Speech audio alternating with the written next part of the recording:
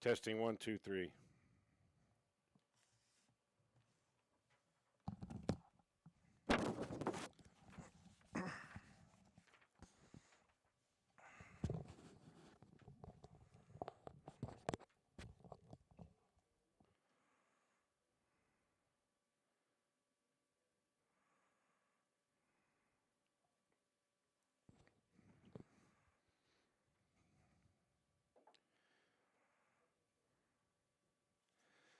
All right, everybody, welcome back to the Trailblazer postgame show. We're here at Greater Zion Stadium. Trailblazers losing this one to Southern Utah 28-7.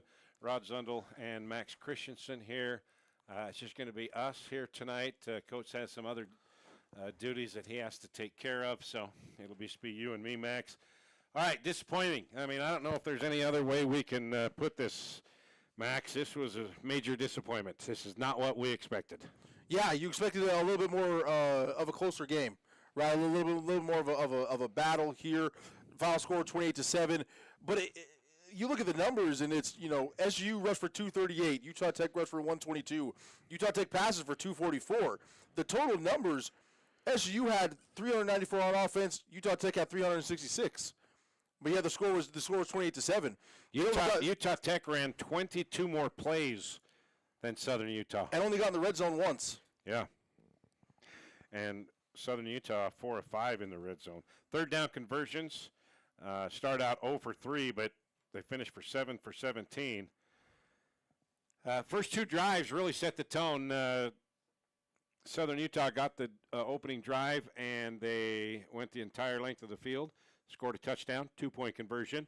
Next drive, after one play interception, they kicked a field goal, went up 11-0. That's what it was at halftime, and then Joshua Dye took over, and the backbreaker 92-yard touchdown run. Yeah. Realized why he's one of the top 3 running backs in the country. Well, that was kind of the X factor was, every game you go in X factor against SUU is, can you stop Joshua Dye this season? And nobody's really been able to do it. He's averaging 137 yards a game. He has over 200 tonight. There's been 2 games he scored 4 touchdowns. He had 3 tonight. Yeah. So it was, if Utah Tech can bottle up Joshua Dye, which is hard to do as a great running back, they would have a good shot tonight. Weren't able to do that. Bronson Barbin, 27 of 41, picked off on his first pass of the day, 233 yards. He was sacked 3 times, the most that Utah Tech quarterback has been sacked all season long. They were in the top 10 in sacks allowed, with only 6 coming into this game. Now they have a total of 9. Reggie Graff came in. Didn't play as much as I thought he would, Max. He only threw 4 passes. He was 2 for 4. And rushing, really didn't have a lot to talk about rushing as well. Yeah, didn't do a ton in the ground game, and only threw it 4 times, kind of like you mentioned. So the offense became a little more stagnant tonight, I think.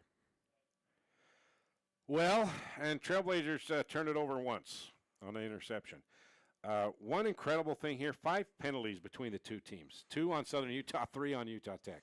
Very clean for a rivalry game. Yeah. You expected, at the very least, you would have some extracurriculars after a couple different plays, which mostly leads to flags. There was no unsportsmanlike conduct penalty. It was you had 2 substitution penalties. Yeah. A couple false starts. That was their 2 penalties. I mean, yeah.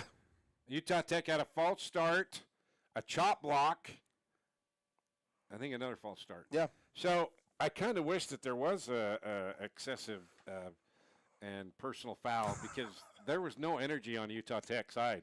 I don't know if it was homecoming week and the rival combined just too much. I don't know. But from the get-go, it just didn't seem like there was the buzz that this rivalry game should have brought. Yeah, sometimes you do need something, a little spark or something to get the blood going in a rivalry game. And yeah, sometimes a fight might be needed. All right, since Coach has other things he's got to take care of here, take over for Coach Anderson right now. You got North Alabama coming into town. They lost to Austin Peay. They're having a little bit down year. You're trying to get your first win. It's got to be a bounce back, because today was lackadaisical. They didn't tackle. No energy that we could feel, and that's got to change for next week. And I believe North Alabama is going to come in at 2-6. right? Utah Tech's going to come in at 1-7. Yeah. Pretty evenly matched teams, and if you're Coach Anderson, you just got to tell your guys, hey, it's time to look in the mirror, right? And figure out, how to develop into the team that we want to be, how to take it one day at a time, take it one step at a time. We're facing a team that we have a chance to beat, and see if we can make those actual plays to win the football game. All right, well, let's do it again next week, shall we? Yes, sir. All right, final score here in Greater Zion Stadium, 28-7. Battle of the Axe goes back to Cedar City and Southern Utah for the third straight year. Trailblazers try to get their first conference win next week here in Greater Zion Stadium. It's an afternoon kickoff. We're done with night games. Take on North Alabama. So, all right, Max, we'll see if they can bounce back next week. Yes, sir. All right, for our entire crew here, we'd like to thank you for joining us. Once again, the final score here in Greater Zion Stadium, Southern Utah wins the rivalry game 28-7 over Utah Tech. That'll do it. Have a great night, everybody. See ya.